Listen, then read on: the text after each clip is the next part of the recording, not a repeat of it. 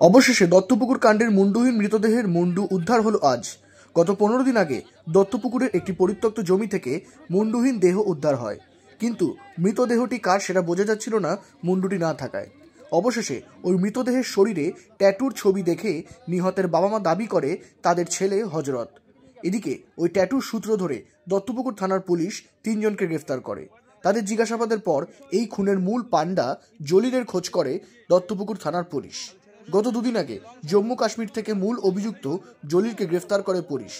খুনের কিনারা করতে মঙ্গলবার সকালে অভিযুক্ত জলিল ও তার স্ত্রী সুফিয়ানকে নিয়ে পুনর্নির্মাণের জন্য ঘটনাস্থলে যায় পুলিশ। শেষে সেখান থেকেই অভিযুক্ত জলিল হজরতে কাটা মুন্ডুটি জঙ্গল থেকে উদ্ধার করে। এদিন পুনর্নির্মাণের সময় মূল অভিযুক্ত জলিল জানায় ঘটনার দিন তার স্ত্রী সুফিয়াকে নিয়ে হজরতকে নিয়ে ঘটনাস্থলে যায়। সেখানে জলিল প্রথমে পিছন থেকে দা দিয়ে আঘাত করে হজরতকে। দায়ের আঘাতে হজরত অর্ধমৃত হলে তার গলা কেটে জঙ্গলে ছুঁড়ে ফেলে দেয় জলিল। এদিন পুনর্নির্মাণের সময় মূল অভিযুক্ত জলিল জানায় ছিল স্যার যে আমাকে যে করছে আমার 70টা বাচ্চা মেয়ে স্যার 60 বছর বয়স, সে তো কোনো অপরাধ করি নাই স্যার। আমি অপরাধ করছি, আমার বউ অপরাধ করছে, আমি মেনে নিয়েছি স্যার। ভেঙে যাবে এদিক থেকে নিয়ে কোথায় আগুনটা এখানে জ্বালিয়ে দিয়ে আমি চলে কোথায় মুন্ডু ফেলেছে ওটা বলতে পারবেন? বলতে পারবেন? রুট পারবেন? যে রুটে চলে যাচ্ছেন ওটা বলুন। অন্যদিকে আরেক অভিযুক্ত জলিলের স্ত্রী সুফিয়া জানান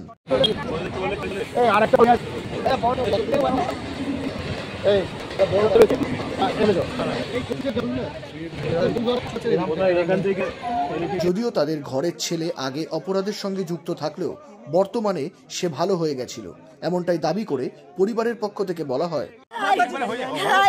যেদিন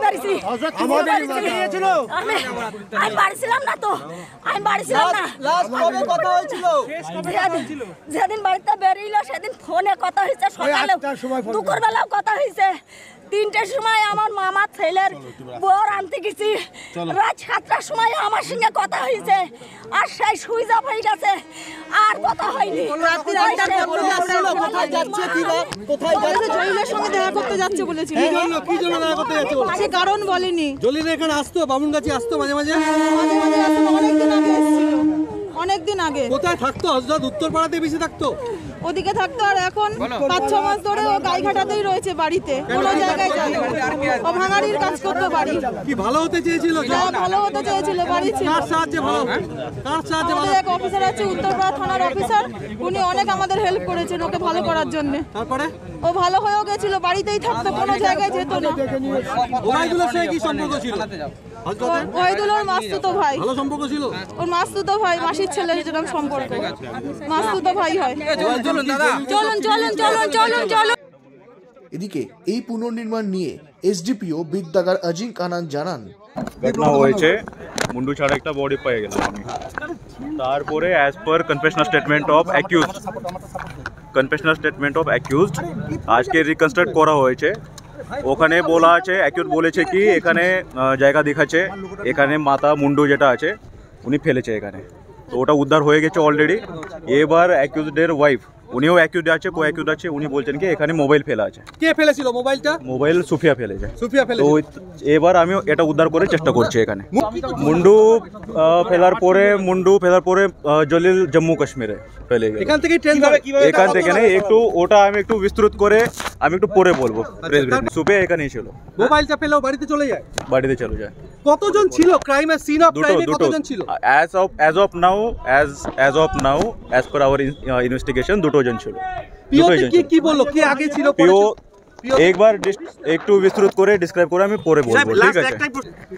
ও দাও দিয়ে মারলো পিছন থেকে, আবার হাতুড়ি দিয়ে সুফিয়া হেড উপরে মারলো, এরকম উনি মার্ডার করলো। মার্ডার করার পরে গলা কাটলো, আর গলা কাটার পরে এখানে ফেলে দিল, এটাই আছে।